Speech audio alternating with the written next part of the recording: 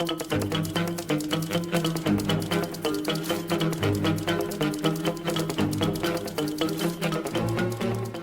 going on, guys? I'm the filmmaker and I love movies, and welcome back to another video.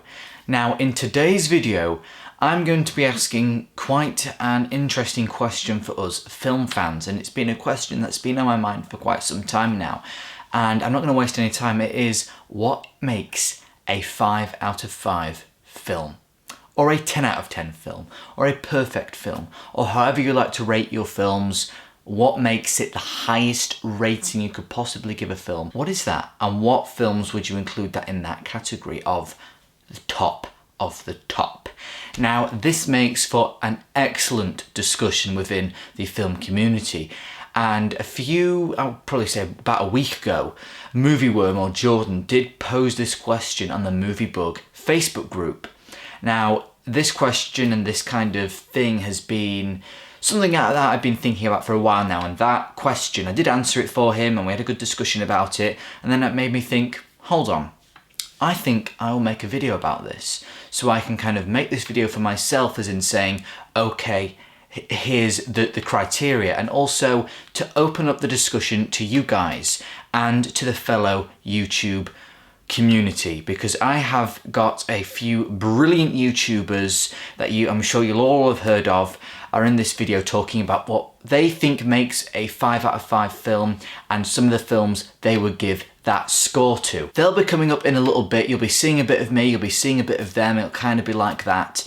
But I'm going to kick us off by just talking about what I kind of would do for a 5 out of 5 film, and then we'll get on to some of the other great people's opinions on that. So first of all, this is something that I do. Some people don't do it. That's completely fine. Again, I'd like to know your opinions in the comments below, but I always give a film a 5 out of 5 upon rewatch. One of the big things is it rewatchable? I can watch an outstanding film. It could be practically flawless on every level. I'm completely hooked and enchanted by this film. The cinematography is absolutely beautiful. The editing is masterclass. The acting is just phenomenal. The story, everything. But I will not give it a 5 out of 5. I will be completely, hyped and buzzed about the film, hopefully. But I'm not going to give it a 5 out of 5 when I first watch it, because then, okay, I'll watch it again and I might not have the same experience with that film. I might just not be connected. I might not feel that fire, that energy that I felt when I first watched the film. I can appreciate all those things, but can it go above and beyond, not just on a technical level, but on a level to me, a connection to me? A film that I recently rewatched was Seven Samurai. Now, it is a 3.5 hour long film. It's in black and white and in Japanese. I know, scariest thing ever. Please, just watch films regardless if there's subtitles or if it's black and white, if you're kind of that kind of person. Anyway, I rewatched that film because I forgot how brilliant it is. For the record, it is a 5 out of 5 film because I've seen it 3 times now. It's insanely rewatchable, and the filmmaking is brilliant. It's filmmaking on the finest level. If you haven't seen Seven Samurai, go ahead and watch it. Really rewatchable, really fantastic. Another film that I'd actually compare Seven Samurai to is the Emoji Movie. I'm sorry, I couldn't do that with a straight face. Of course, I'm joking here. I'll be back with you in a few minutes. Let's see what some of the people have to say. Hey guys, Alex here. And before I get into what I think makes a perfect film, let me just take a minute and say thank you, Lucas, for asking me to be a part of this collaboration. I'm excited to see what you say about this, and I'm excited to see what everyone else contributes to this. It'll be a really good video. I'm excited to see how it turns out, but thank you so much for asking me to be a part of it. I can't wait to talk about it. So for me, I've seen about 1,600 films, and I've given about 40 of them a perfect 10 out of 10. And to me, they all have to have amazing directing, amazing acting, cinematography, editing, pacing, everything like that. Everything that goes into filmmaking has to be flawless, but they also need to have something else, a little extra for me to go that extra mile and give it a perfect 100% score. So there are kind of 4 criteria, and these films, you know, a film doesn't have to fit all 4 of these. In fact, it would be very rare that it does.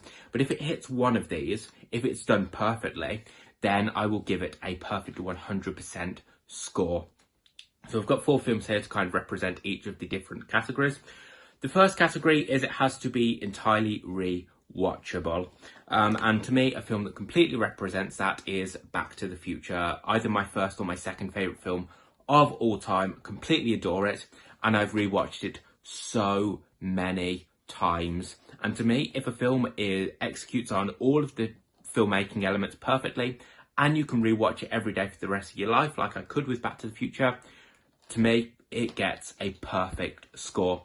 Along those same lines, it has to be a film that holds up completely on rewatch. Like, I will give a film a perfect score the first time I see it. I know not everyone does, like you, Lucas. But if I watch it again and it doesn't hold up to the same level, then I will drop my score down. But a film which just completely represents that is Star Wars: The Empire Strikes Back. Love this film, absolutely adore it. It's my favourite Star Wars film. Yeah, I just love Star Wars. This is my favourite in the franchise, and if anything, it gets better the more and more I watch it, but it certainly doesn't dip in quality. It is a perfect film. Third criteria is it has to be a film that I'm thinking about for a long time afterwards. Now, a film which I just watched for the first time recently, thanks to Lucas, which completely fits that criteria, is 2001: A Space Odyssey. I want to go back and rewatch this film and dissect it and go and try and work out everything that Kubrick was saying in the film, because it's confusing. A lot is left, it's ambiguous, but it's smartly ambiguous. You know, you want to go back and dissect the film and work out exactly what Kubrick was going for. So for me, and that ending, I'm thinking about it still. I will be thinking about it. So for me, that gets a perfect score. And the final criteria is it has to be inspirational. And the most inspirational film of all time, in my opinion, is La La Land. I may be slightly biased because I watched La La Land, and then I've always been a writer, but I'd never written a proper book. I watched La La Land, then I went to write a novel, and I'm currently writing my 4th novel. I titled the first one Fools Who Dream, of course, based off a song in La La Land. I just love everything about La La Land, but it goes that extra mile because it is inspirational. I'm going to leave that video there because you didn't want it to be too long, Lucas. But yeah, so just to reiterate, a film doesn't have to fit all 4 of these criteria, but to me, they have to have exceptional filmmaking, and then it has to be rewatchable, it has to hold up on rewatch, it has to be inspirational, or it has to be something that I'm thinking about for a long, long time. Thank you all so much for watching. Take care, everyone. Alex has kicked us off with some excellent points he makes here, saying, you know, he has 4 or 3 different types of criteria he has for a film. It's got to be rewatchable, just like me. I think it has to be really rewatchable, but again, when I first started watching films and logging them on Letterboxd, I would, for example, Goodfellas in 2001, as soon as I watched those films, I awarded them a 5-star, but I've kind of reevaluated my criteria on that front. But I couldn't agree more with what Alex is saying. He usually gives it 100% if it meets that criteria, even though he doesn't have to rewatch it, but when he does, he isn't afraid, he isn't kind of like, I rated it 100%, do I rate, you know, people are going to think my opinion's changed. He just, you know, if it didn't hold up on rewatch, it brings it down. For example, a film that I did rate 5 out of 5 would be There Will Be Blood. I've seen that film maybe 4 or 3 times. I think it was the 3rd time I watched it, I gave it a 5-star rating. And then after that, I rewatched it again like a few weeks ago, and I bumped it down 5 stars. To about a 4.8. Still a brilliant rating, but not that rating of 5 out of 5. And that was just because when I first watched it, I was really blown away by it, and it is really well made, really brilliantly done. But say when I rewatch Goodfellas, which I've seen about maybe 10 times, every single time I watch that film, I almost lose my surroundings. I'm completely kind of just immersed in that world, and I've seen it, like I said, 10 times or more, and every single time I'm blown away by the filmmaking, by everything about it. You know, that is another kind of criteria for something that's one of my favourite films. Moving on to something else is, once I finish a film that completely blows me away, if I finish it and I'm completely blown away, I go to bed and I wake up and I don't think about it, then something might be wrong there, because if I'm not constantly thinking about this film, again, this is maybe leaning towards more of a favourite, maybe like Once Upon a Time in Hollywood, but I'm always thinking about it, the soundtrack I've got on, if it's got brilliant music in.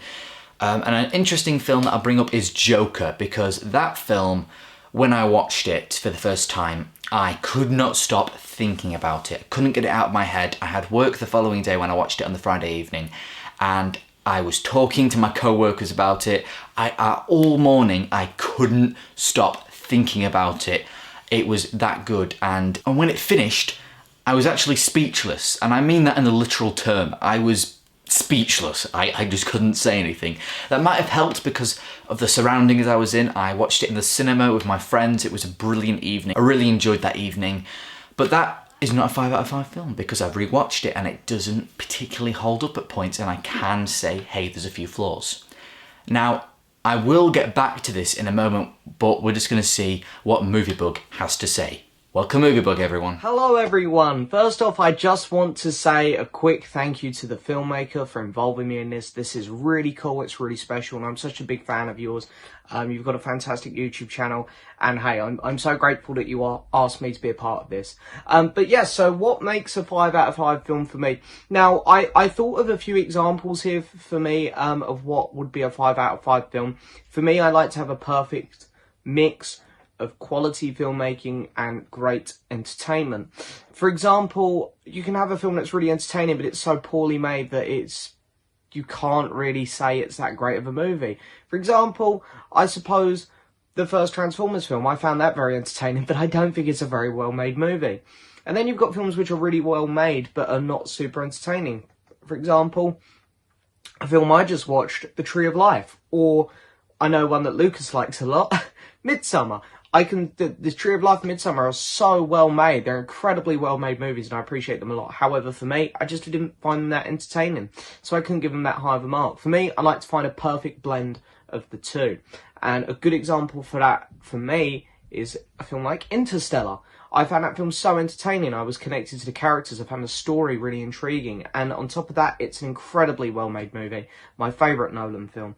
And it's fantastic. And then you can look back at classic films, which for me do this really well. Jurassic Park, The Empire Strikes Back, Jaws. All incredibly entertaining and all far ahead of their times. So well-made movies. And yeah, that for me is what makes a perfect 5 out of 5 film. Perfect blend of really well-made, constructed film and great quality entertainment as well. Thank you for having me, Lucas. It's been a pleasure, and I hope to speak to you again soon. Thank you for that one, MovieBug, or James Lack. Thank you, James, for that. Because he brings up something interesting as well about talking about entertainment, which I'll get onto in a little bit, because I just want to pick up where I left off when I said that when I rewatched Joker, I could see the flaws, and that's why I didn't give it a perfect rating. And I haven't seen that film in a while, so it is still at a really high score, but it may go down when I watch it again. I don't know, because I know a lot of people out there actually really hate the film, and others hail it as kind of a masterpiece. And I think I'm going down and saying that it is a really great film, but again, I can identify some pretty big flaws that bring it down to kind of a 4-star film, something like that. And what I'm trying to get at here is something like The Social Network, which I know many people consider a perfect film, and it is one of the films I would give a 5 out of 5. However, I can acknowledge something that I would maybe even consider a flaw, and that is that they give Mark Zuckerberg a motivation to create Facebook over him being dumped by his girlfriend. Now, personally, I don't think that's a strong enough motivation, but, yes, there is a but, I can see why they did that. I can see why Aaron Sorkin made it so that's his primary motivation to create Facebook, because I think in real life, he just wanted to create Facebook. He just wanted to create things, because I saw an interview with him and he said that. But I don't think it would have been that's not a strong enough motive in a film, in a movie, for a character to do something, because of course in the film he is a character. Of course based on the whole thing is based on something real, but it is a film script and it needs certain things to propel the plot forward. So that is something I can overlook because everything else is so damn good. In Joker, there are a few flaws, but not everything else is so damn good. Let's hear from a few more people, shall we? What is up everyone, Movie Worm here, and I'd just like to say thank you very much to Lucas, the filmmaker, for letting me be part of this video. Now what makes a 10 out of 10 movie, you ask? Well, that's kind of hard to put your finger on, I suppose, but I do think that it has to be a movie that leaves you with a feeling like not many other movies can. Now, I think there's only about 15 movies out there that are a 10 out of 10 for me. And what I mean by a feeling like no other, let's take Pulp Fiction, for example. Now, when I watched this for the first time when I was about 15 or 16 years old, I just couldn't stop thinking about it. I was just like, what have I just watched there? I was amazed. And I instantly went back that same day, about an hour later, and watched it again. And it is today one of my favourite films of all time. I think it's one of the best movies of all time. And I do think there's got to be things that you wouldn't change about this movie as well, or these 10 out of 10 movies in general.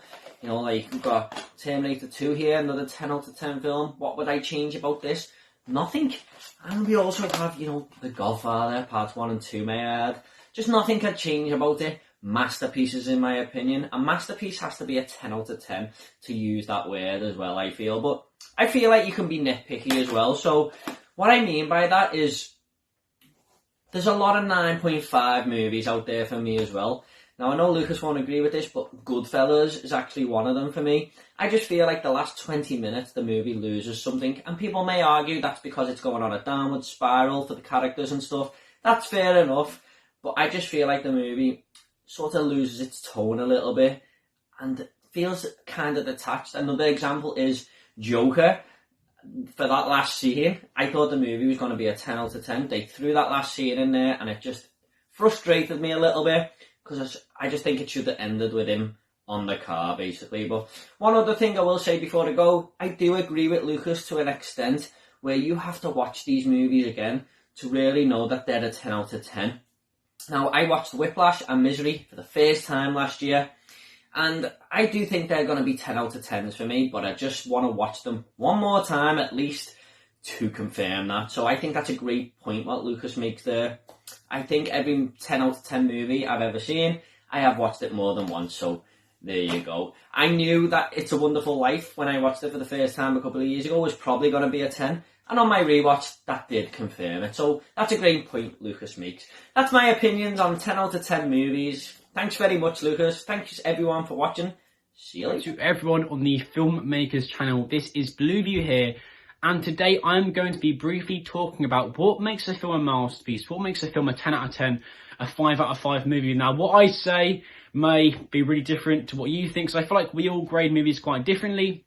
But for me personally, I have watched so many films that I want to give 5 out of 5. But for me, for a film to get the 5 out of 5, it has to be incredible. And of course, that's quite obvious. But to me, a film has to have that killer edge. What I mean by that is it has to have those relatable themes, relatable characters. And if I can't relate to the movie, when it's a great movie, I'll give it maybe a 4 out of 5. But if it's a great movie with great cinematography, great acting, but I relate to the characters, I relate to the themes, that is when I verge on giving it maybe a 10 out of 10 or a 5 out of 5, or even call it a masterpiece. For example, there are loads of classic movies that, you know, I really enjoy. I do really enjoy them, but they just don't, for me, quite connect. The characters don't connect. I don't connect to the themes. But I'll put some images on the screen right now of films that I just connected to the characters. Even if I didn't like the characters, I maybe understood them. I maybe understood certain things they did and understood why they did them.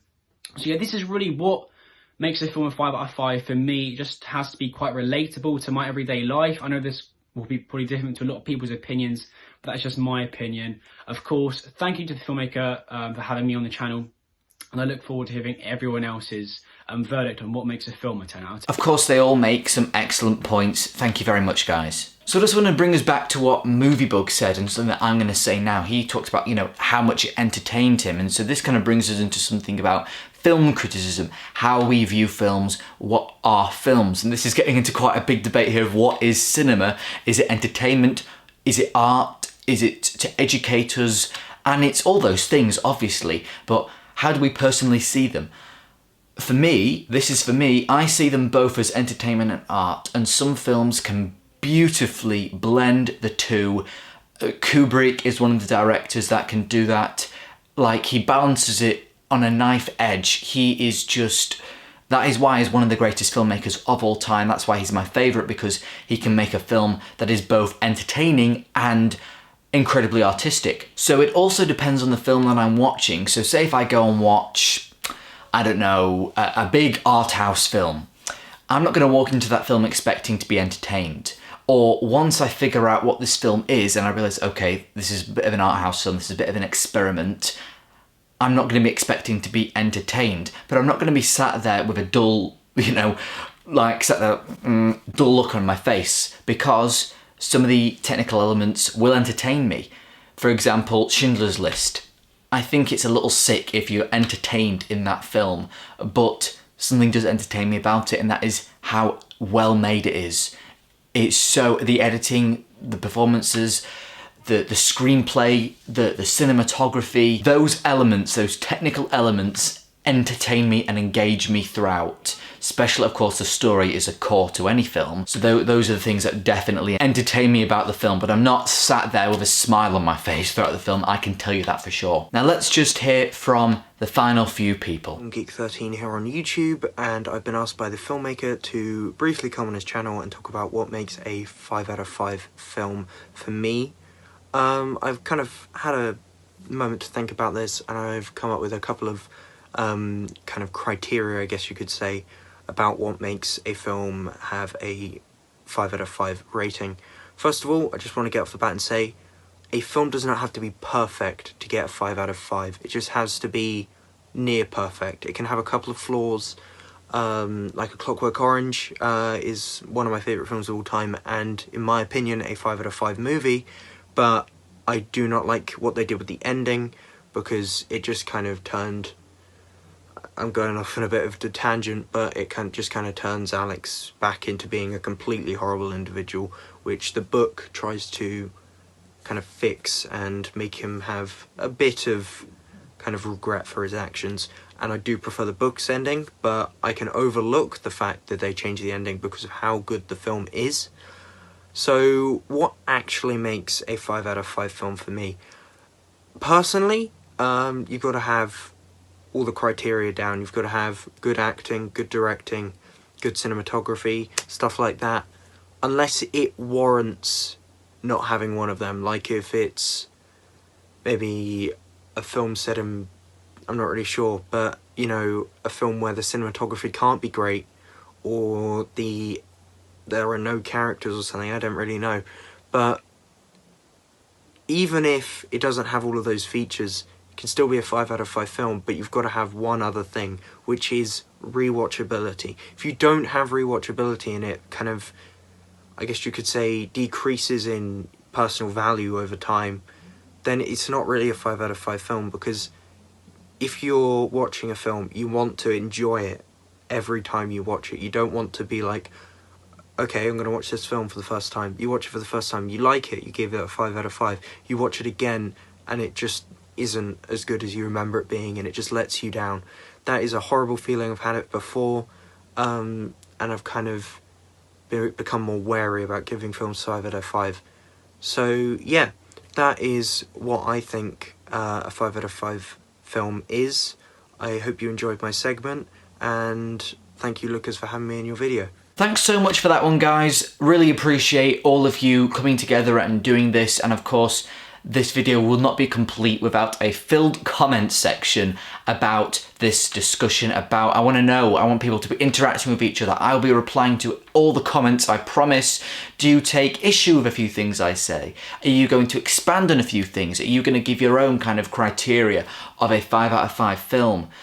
Let me know down below. I really do want to generate a big discussion here. I brought on some brilliant YouTubers to talk about it with me. Now let's continue the conversation down in the comments. Thank you all so much for watching. Hopefully I didn't miss out anything here, but I'm sure if I missed anything out that I'm saying, another YouTuber will echo that, I'm sure. Thank you all so much for watching, and of course I will see you again in the next video. Bye.